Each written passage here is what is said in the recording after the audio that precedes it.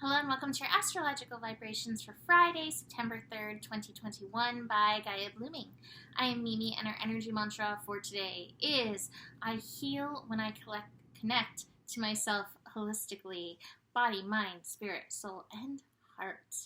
And today we have the sun at 11 degrees, master energy and healing energy, and we have the sun working with Chiron, and it's making almost a yod. It's just eking outside of a yod, but we actually do have a yod today. We have a rather wide yod involving Venus. It's pointing at Venus saying, hey, here's your importance today. Although the other yod, almost yod, it's just outside of the 3-degree energy that's pointing at the sun in Virgo, being like, this is important. So we're going to look at that a little too. But I really am enjoying this Venus yod because we have Venus conjunct Vesta. I don't talk about Vesta too much, but we'll dig into her a little bit. And feeding into this energy is Neptune in Pisces and Lilith in Taurus. And I'm like, wow, this is some potent energy. And it definitely has some old past life roots coming up. So let's just start with the inconjunct between Venus and Neptune. An inconjunct, not seeing eye to eye. In fact, yods are made up with 2 inconjuncts and a sextile. Sextiles are like helpful connections. So we have like helpers. So in this case, Neptune and Lilith are helping each other, pointing at finger of God, the finger of fate, Venus in Libra, saying, this is your important lesson. It's not just Venus, though. Venus and Vesta. So we've talked about Venus, relationships, worth, the yin energy. Vesta also has a very strong yin energy.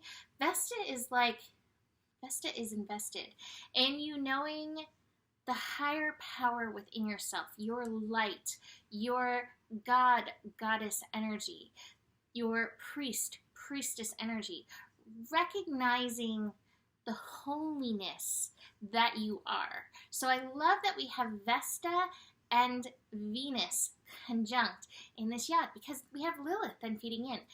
Now, I'm not going to go into the story of Lilith, but I would say that Lilith was not seen as her priestess self. Her divine self was not honored and seen. And that's why she was like, I'm out of here.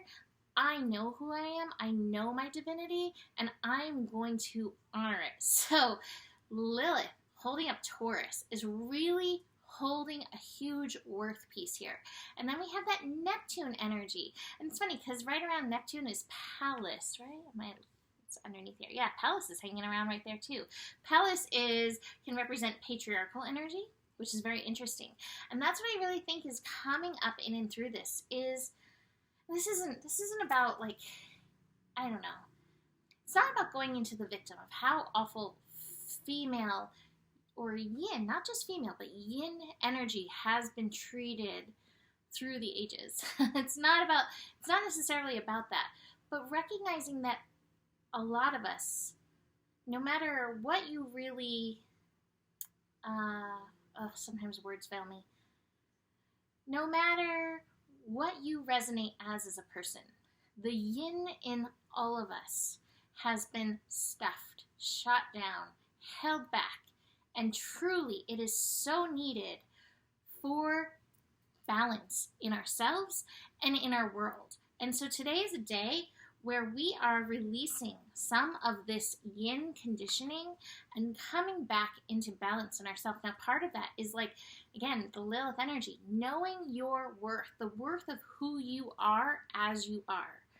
And then the other piece of it is, like, really tuning in to the divinity, to the spirit, to the light, to the soul of you, to the holy in you, recognizing that and the willingness to step up into that energy. Again, now, in so many lifetimes, like, you could have even been killed for this in other lifetimes, right? So there's a lot of layers to moving past this, getting beyond this. However, that's part of the energy. Now, some of this may come up through relationships. This may come up through you wanting to serve with your gifts but not feeling able to. There's a lot of ways that this can show up, but today is the day to honor it. Like, spend some time connecting to Spirit, asking Spirit, like, show me my divine gifts. What am I here to do? How am I here to serve? That even connects with that Virgo yod, because Virgo energy is about being of service. So how are you called to be of service? How are you called to step into your healer? So that Virgo yod piece, like I said, it's a little bit wide. Saturn, if Saturn was still at 8, it would be within, but Saturn just shifted to 7. So it's like 4 degrees, and yods really work within the bounds of 3 degrees. So Saturn, if it was the piece, Saturn in Aquarius, the purpose that you have, the purpose, your purpose of service, but it's divinely connected to Chiron, you healing yourself. In order to be of service, you have to be yourself. Oh my God, I just posted this on my Instagram.